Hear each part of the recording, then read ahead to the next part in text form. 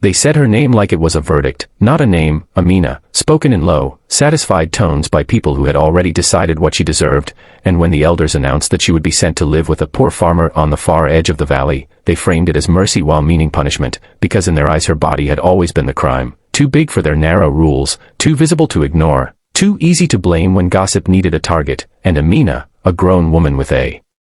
soft voice and a spine bent by years of mockery, listened without protest as her future was traded like a lesson for others, a warning stitched into a sentence. The morning she left, she packed quietly, fingers trembling as she folded dresses that never fit quite right, the road stretching ahead like a sentence without punctuation. And when the cart finally stopped at a weathered farmhouse with peeling paint and a porch that sagged like it was tired of holding secrets, she braced herself for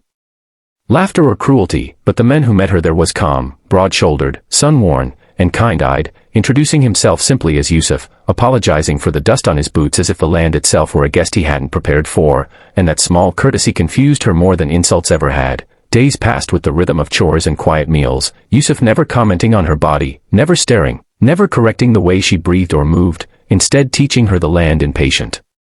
pieces, the way the wind bent the wheat, the timing of irrigation, the language of soil, and Amina, who had been taught that she took up too much space, discovered that the fields asked her to be present, to stand firm, to move with purpose, and in that usefulness something inside her loosened. Villagers would pass by sometimes, shaking their heads at the poor farmer and his punishment, unaware that beyond the first modest house the land rolled on and on like a green ocean, thousands of acres.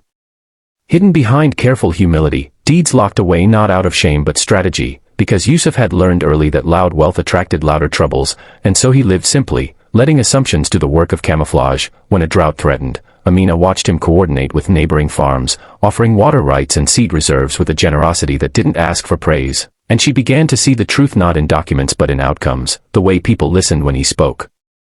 the way trucks came and went at dawn, the way the horizon seemed to answer to him, and still he never revealed it, never corrected anyone, never once made her feel like a burden or a bargain. One evening, after a long day of harvest, Amina finally asked why he never defended himself, why he let the village think him poor, and Yusuf smiled like someone who had waited for the right question, saying that land is patient and so is truth, and that both grow best when not trampled by ego, and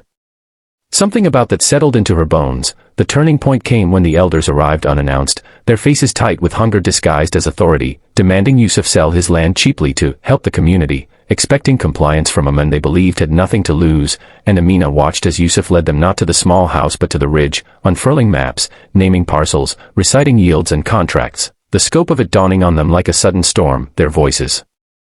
shrinking as they realized the punishment they had arranged had placed her at the center of quiet power, and in that moment Amina felt a fierce clarity bloom, not pride borrowed from someone else, but pride in having endured long enough to witness truth. After they left, chastened and empty-handed, Yusuf finally showed her the deeds, not as a boast but as an invitation, asking if she would help manage the cooperative he'd been building, because he trusted her steadiness, her empathy, her way of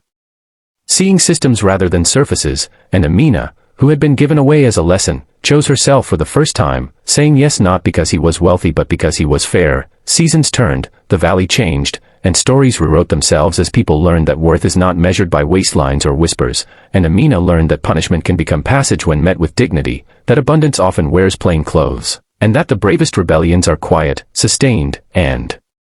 rooted. If this story moved you, if you believe in second chances, hidden strengths, and truths that unfold with patience, subscribe to the channel and walk with us through more stories where judgment meets grace and expectations are gently, powerfully undone.